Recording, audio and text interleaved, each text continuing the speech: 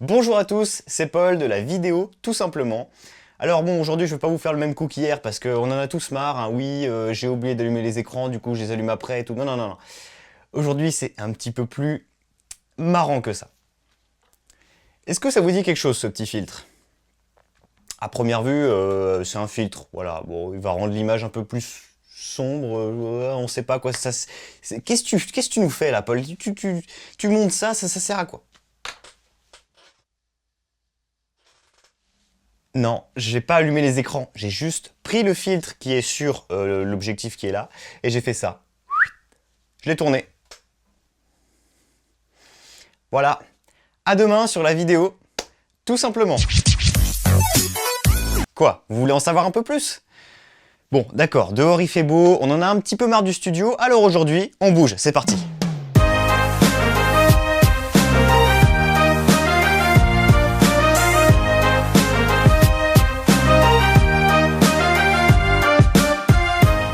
Ok, donc aujourd'hui, on va s'attarder sur les filtres polarisants. Alors déjà, il faut savoir qu'il existe plein de types différents de filtres, les filtres ND notamment, qu'on pourra voir dans une autre vidéo.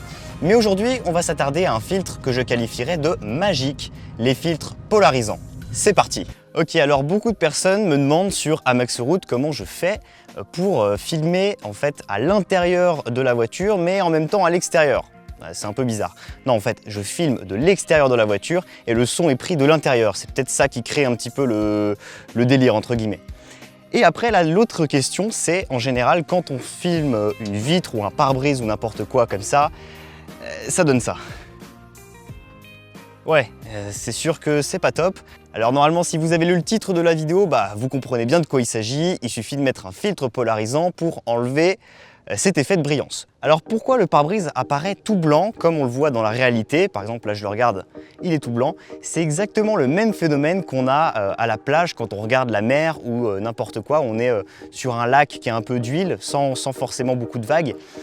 On va regarder et puis là en fait, on va pas voir ce qu'il y a au fond, on va voir la surface. Pourquoi on voit la surface? C'est simplement le reflet du ciel en fait qui se reflète sur la surface. Et on a exactement le même phénomène sur le pare-brise, ce qui n'est pas franchement top. Alors dans cette vidéo, on ne va pas rentrer dans les phénomènes techniques qui régissent cet effet-là. On va simplement voir comment le mettre en application concrètement lors d'un tournage. Alors déjà, on va voir l'image telle qu'elle est, sans aucun filtre, telle qu'elle sort de l'objectif. Voilà à quoi ça ressemble. Et maintenant, on va visser le filtre polarisant sur le bout de l'objectif. Donc on le prend comme ça. On le visse. Alors là, vous me dites, bah ça n'a pas changé grand-chose. Bah ouais, vous avez raison, ça n'a même rien changé.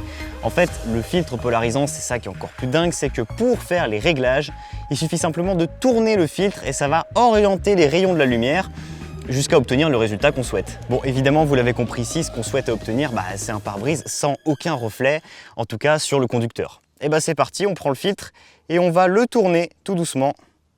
Voilà, jusqu'à regarder dans l'écran quand est-ce qu'on obtient un rendu agréable. Voilà, si je tourne trop, bah, ça revient au blanc. Ouais, par là c'est pas mal.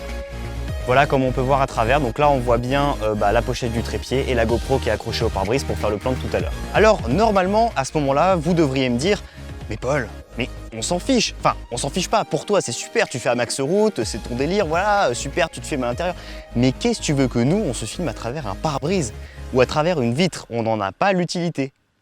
C'est ça qui est bon. Avec les filtres, on a toujours l'utilité pour tout. Ok, quand je vous dis que c'est vraiment utile, c'est vraiment utile. Là, je me suis décalé de 50 cm par rapport à tout à l'heure. Et je trouve déjà quelque chose d'utile à faire avec un plan.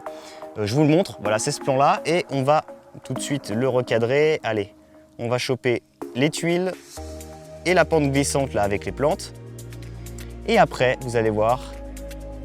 Voilà, alors déjà ça, c'est l'effet sans filtre polarisant, entre guillemets. Si je l'enlève, ça va ressembler à ça. Et là, vous allez voir, on peut carrément enlever les reflets.